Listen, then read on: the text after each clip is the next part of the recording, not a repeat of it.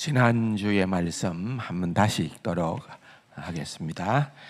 누가복음 14장 15절에서 24절까지 말씀입니다. 다 같이요. 함께 먹는 사람 중에 하나가 이 말을 듣고 이르되 무릇 하나님의 나라에서 떡을 먹는 자는 복되도다 하니, 이러시되 어떤 사람이 큰 잔치를 베풀고 많은 사람을 청하였더니 잔치할 시각이 그 청하였던 자들에게 종을 보내어 이르되 오소서 모든 것이 준비되었나이다 하며 다 일치되게 사양하여 한 사람은 이르되 나는 밭을 샀음에 아무래도 나가 보아야 하겠으니 청컨대 나를 양해하도록 하라 하고, 또 한 사람은 이르되 나는 소 5 샀음에 시험하러 가니 청컨대 나를 양해하도록 하라 하고, 또 한 사람은 이르되 나는 장가 들었으니 그러므로 가지 못하겠노라 하는지라.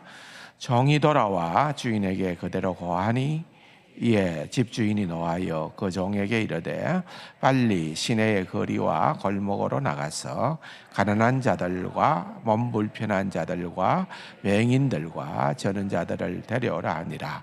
종이 이르되 주인이여 명하신 대로 하였으되 아직도 자리가 있나이다. 주인이 종에게 이르되 길과 산 울타리 가로 나가서 사람을 강권하여 데려다가 내 집을 채우라. 내가 너희에게 말하노니 전에 정하였던 그 사람들은 하나도 내 잔치를 맛보지 못하리라 하였다 하시니라. 아멘. 오늘 우리 그 큰 잔치 비유에 보면은 어린 시절에 불렀던 노래가 있죠. 돈으로도 못 가요, 하나님 나라, 뭐 그런 노래도 있고, 나는 뭐 밭도 사야 하고 또 뭐 소도 사야 되고 논밭에 나가 뭐 할 일이 많아. 내 의야 이제 정해요. 뭐 이렇게 막 이 말씀을 가지고 우리가 찬송을 많이 불렀던 것들도 생각이 납니다. 지난 주일에 이어서 오늘 이제 이 말씀을 마무리를 지으려고 그렇게 생각을 합니다. 큰 잔치에 대한 비유다라는 거죠. 물론 은혜에 대한 부분을 주님께서 이렇게 비유를 통해서 다시 한 번 더 생생하게 우리에게 교훈을 주시는데, 그 당시에는 잔치는 이중초대였다. 지난주일날 말씀을 드렸는데 기억이 나시죠?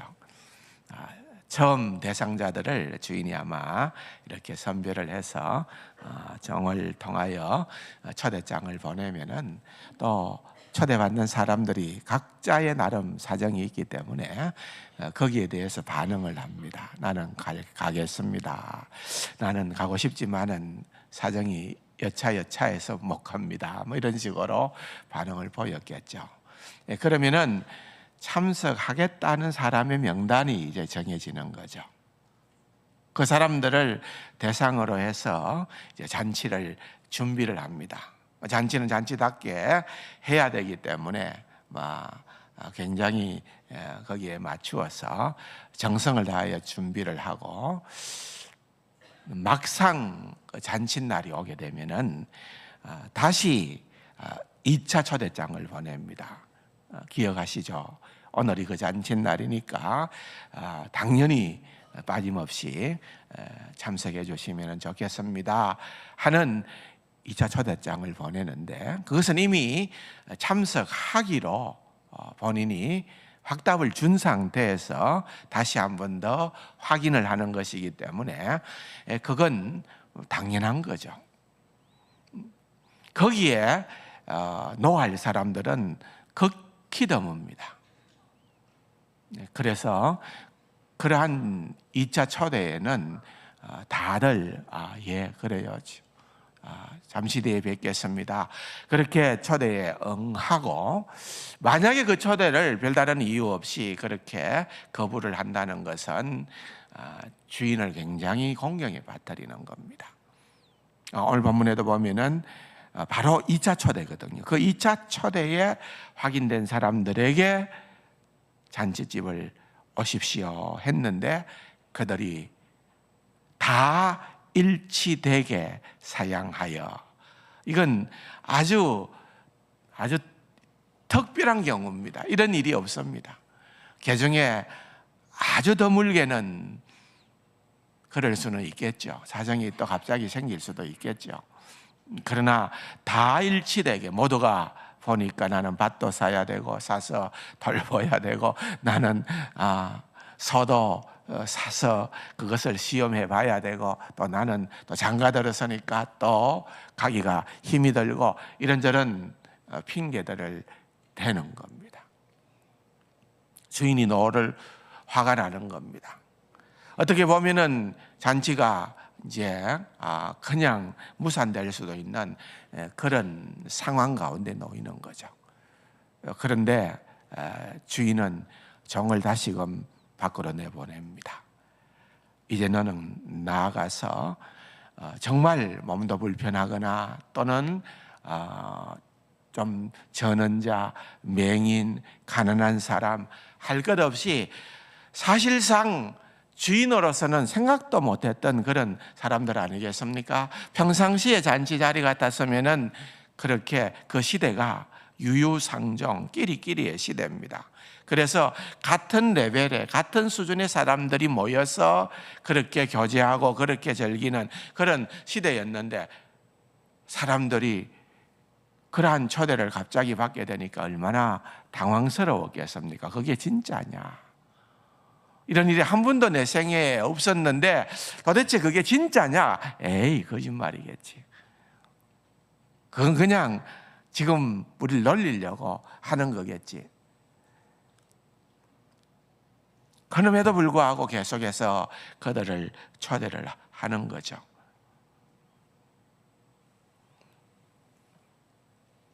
시간이 다가옵니다. 주인이 종에게 묻습니다. 결과가 어떻게 되어졌느냐? 예. 그렇게 해서 초대를 하기는 했습니다만은 아직도 자리가 남아 있나이다. 다 차지 않았다 그 말이죠. 그 정도 했으면은 그냥 끊고 이제 됐다. 잔치하자. 이렇게 할 수도 있는 그런 상황 가운데서 주인은 또다시금 종을 밖으로 내보냅니다. 더 험악한 곳이겠죠. 더 소외된 사람들이겠죠. 더 멸시와 천대를 받는 그런 사람들이겠죠.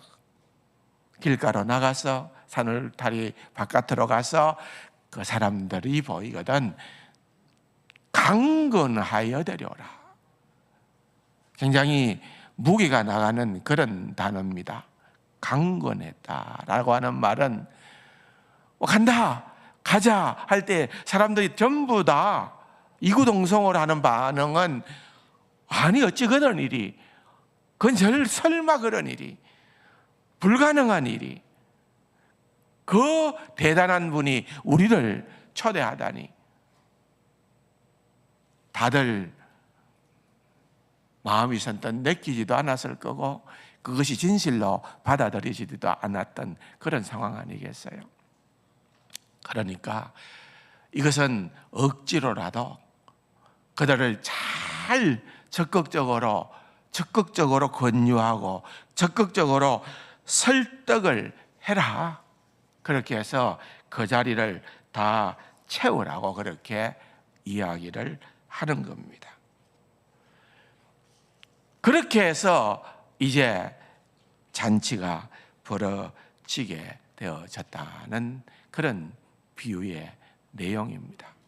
예수님께서 항상 하셨던 그 모든 비유는 그 시대의 문화와 그 시대의 형편에 맞아 듣는 이들이 그냥 들을 때 모두가 생각할 수 있는 그런 배경을 가지고 있었던 거죠. 그런 얘기를 예수님이 하게 되어졌던 것을 보게 되는 것입니다. 결국은 주님께서 말씀하시고자 하는 바가 무엇이냐는 거예요. 결국은 이 천국 잔치에 최종적으로 앉게 될 자들은 그 영광을 누리게 될 자들은 그들이 신분이 좋아서가 아니고, 그들이 선한 일을 해서도 아니고, 그들이 잘났어도 아니고, 결국은 주인의 엄청난 초대에, 그 부르심에 응한 자들이다, 그 말입니다. 하나님의 은혜를 깨닫고 그 은혜에 반응하는 자들, 그게 바로 이 잔치 자리에 앉아있는 자들입니다. 그 하나님의 잔치에 준비하라는 겁니다. 하나님은 어떤 하나님으로 묘사되고 있습니까? 끊임없이 오늘 비유를 보면은 초대하고 초대하고 초대하고, 그들이 거부를 하더라도 계속해서 주님은 초대를 해 주시는 거예요. 여러분, 오늘 본문에 우리가 눈여겨 읽어보면은 조금 특별한 그러한 표현은 하나 있어요.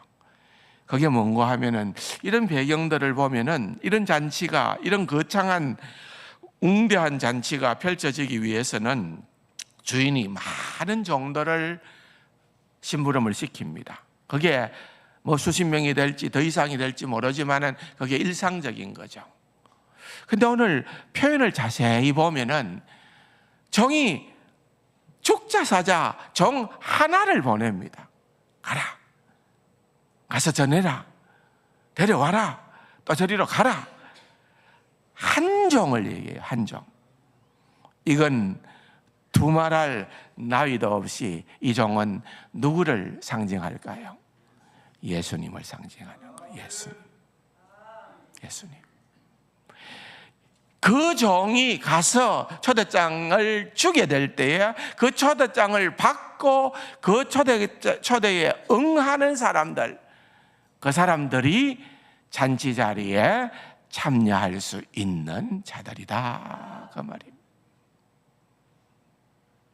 예수 그리스도가 이 땅에 오시고 그분이 우리를 부르시는, 그분의 사역은 우리를 초대하는 거예요. 우리를 전국잔치로 불러주시는, 거기에 응답하는 것이,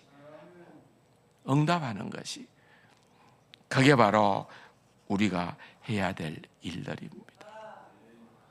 하나님의 은혜는 신묘막측합니다. 마태복음 20장에 보면은 포도원의 품꾼 비유가 나오죠.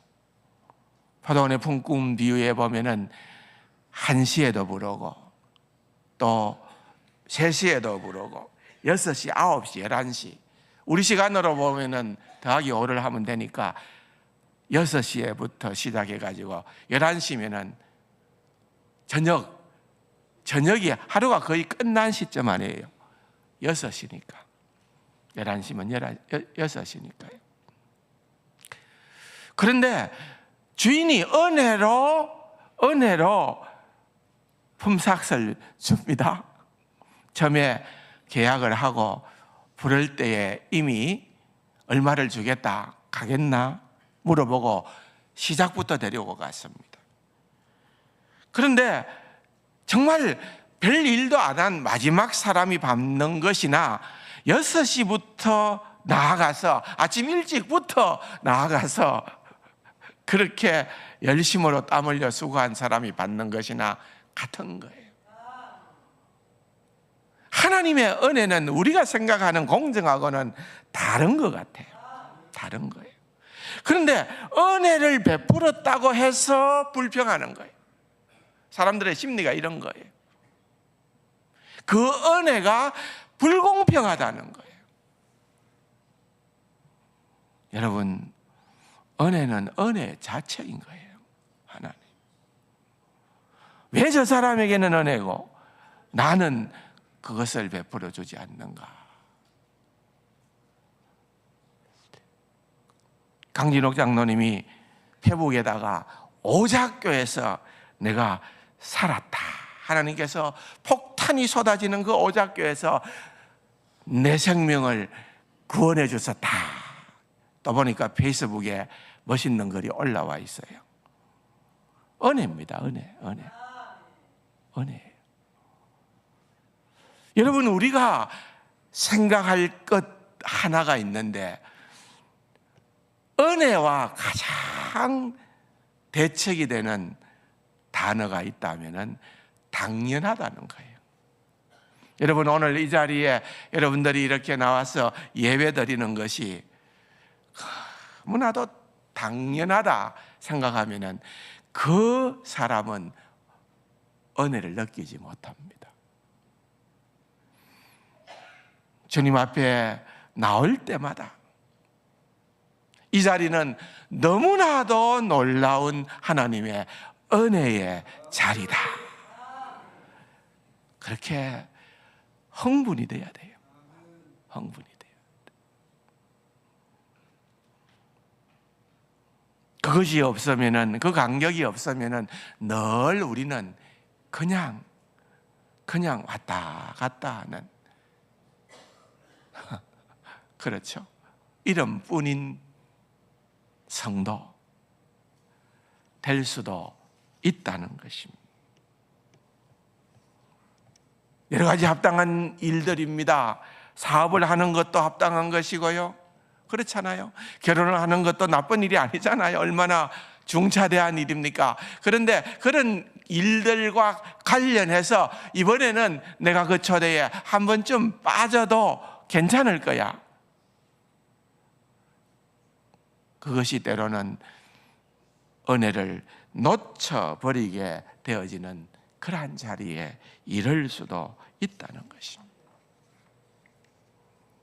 유대인들은 생각을 했습니다. 서기관들과 바리새인들은 생각을 하기로 그 잔치 자리에 앞으로 우리에게 잊혀질 그러한 하나님의 어린 양의 영원한 찬란한 그 혼인 잔치에 누가 그 자리에 앉겠는가? 추워도 망설임이 없이 그들은 바로 자기. 그 자리는 우리에게 예비된 자리, 그 자리는 우리에게 이미 예약된 자리. 바리새인들과 서기관들과 랍비들과 경건하다고 그렇게 인정함을 받는 그러한 사람들은 추워도 망설임이 없이 그 자리는 내 자리일 게다라고 그렇게 생각할 수 있는 거예요. 주님은 이 비유의 말씀을 통하여서 천만에 그 자리 너희 자리 아니야. 너희가 그렇게 구원을 확신해?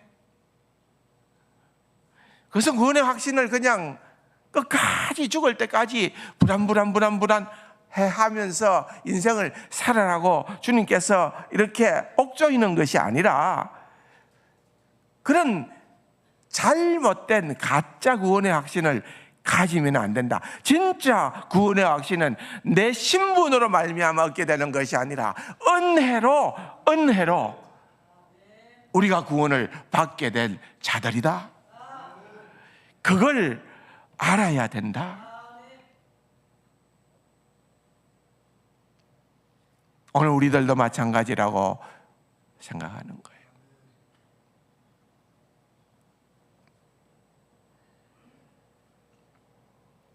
유대인들이 생각을 할 때는 2차 초대자, 3차 초대자 이런 사람들은 평상시에 만날 수 있는 자들 아니에요.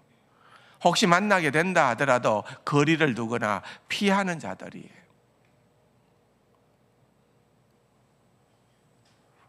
왜? 우리가 별로 가까이 해서 덕볼 게 없다라고 생각하는 자들이에요. 잔치집에 초대를 받았다가도 혹시라도 그런 사람이 곁에 있으면 자리를 옮기거나 그렇지 않으면 핑계를 대고 그냥 돌아 나오기를 원했던 그런 자들이에요. 불편하다 이거죠. 불편하다. 주님은 뭐라고 얘기를 하는 겁니까? 그렇게 불편한 자들이 나중 천국 잔치에 가면 똑같이 있을걸. 똑같이 있을걸. 그러면 너는 그때도 그 불편한 자하고 한 자리에 있기 싫어서 그 자리에서 일어설래? 너는 그 자리에, 나와 함께하는 그 자리에 상관없는 자로 떠날래?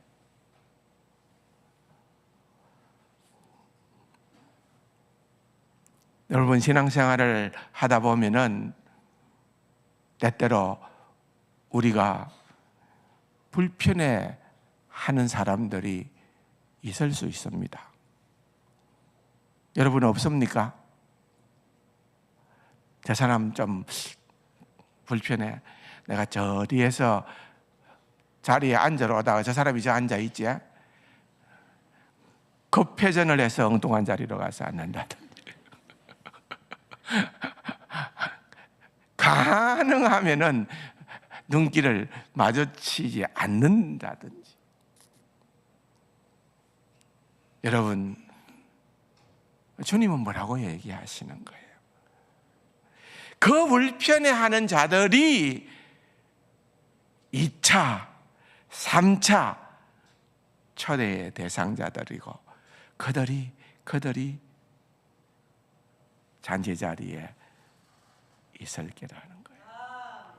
오히려 그 잔치 자리에 마땅히 나는 있겠지라고 생각하는 그 사람을 향하여서 오늘 보면은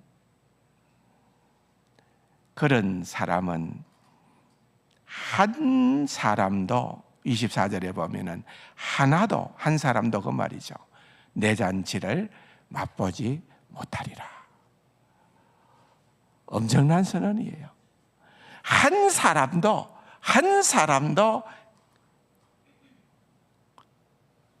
그 자리를 맛보지 못하리라. 그 자리는 어떤 사람들로 채워지는 자리입니까? 그 자리는 은혜를 아는 자들로 채워지는 겁니다. 아주 우리가 생각할 때에 주의를 기울여야 되는 거예요. 익숙하고 당연하다, 그것이 아니고요. 그런 단어들과는, 은혜와는 맞지를 않아요. 생각해 보면은 정말 놀라운, 내게는 분에 넘치는 과분한 하나님의 은혜입니다. 과분한 하나님의 은혜. 여러분, 각자 자기 가슴에 손을 대면서 얘기를 할까요? 당연한 게 아니고 과분한 은혜입니다. 해보세요. 시작. 아멘이십니까? 그렇게 살면은 내가 과분한 은혜를 받은 자인데 내가 누구를 불편해할 수 있을까요? 예? 없다는 거예요. 물론 이 비유의 그 근본적인 의미는, 여러분, 하나님의 이 놀라운 은혜가 예수 그리스도께서 이 땅에 왔음에도 불구하고 유대인들은 그리스도를 거절했죠. 거부하고 오히려 예수 그리스도를 십자가에 죽게까지 했죠. 그래서 이 하나님의 은혜가 유대인에게서 이방인에게로 넘어갔다는 것을 말씀하는 깊은 내용도 있어요. 그런데 그것은 하나님의 은혜가 그렇게 된 것이 플랜 A라는 것, 원래 하나님이 가지고 계시는 원래적 창조의 구원의 목적이 있었는데 그것이 플랜 A였는데 A가 안 되어서 플랜 B로 넘어간 거 아니라는 거예요. 왜냐하면 창세기서를 읽어보면 하나님께서 아브라함을 부르시고 그에게 말씀하시기를, 내가 너를 통하여 모든 민족이 복을 받게끔 하겠다. 그 모든 민족, 유대인들이 주님을 받아들였어도 그 유대인들을 통하여 이방인 된 저와 여러분들에게 복음이 전해졌을 거고요. 그러나 그들이 거부했기 때문에 주님은 또 다른 방편으로 우리를 그 놀라운 주님의 구원의 자리로 이끌어 주시고 인도해 주신 겁니다. 그러므로 우리는 그 은혜에 오늘 여기에 2차 초대자, 3차 초대자, 바로 여기에 해당되어지는 자들이 바로 오늘 이 시간에 예배드리고 있는 저와 여러분인 줄로 믿습니다. 그 은혜, 그 은혜, 너무나도 놀라운 그 은혜를 당연한 것이 아니고 그 은혜는 나에게 너무나도 과분한 은혜로다.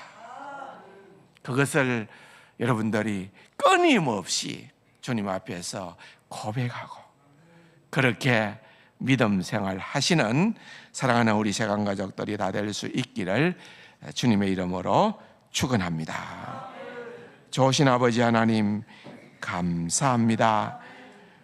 받은 은혜를 늘 기억하고 일생을 심령이 가난한 자로 주님의 은혜를 목말라하며 그 은혜의 체험을 받아 살아가는 사랑하는 우리 세관 가족들 되게 하여 주옵소서. 그리고 그 마지막 날에 그 영광의 잔치에 상상할 수도 없는 영광을 누리며 앉게 되는 사랑하는 우리 세관 가족들 다 되게 하여 주옵소서. 존귀하신 예수님의 이름으로 감사기도 드립니다. 아멘.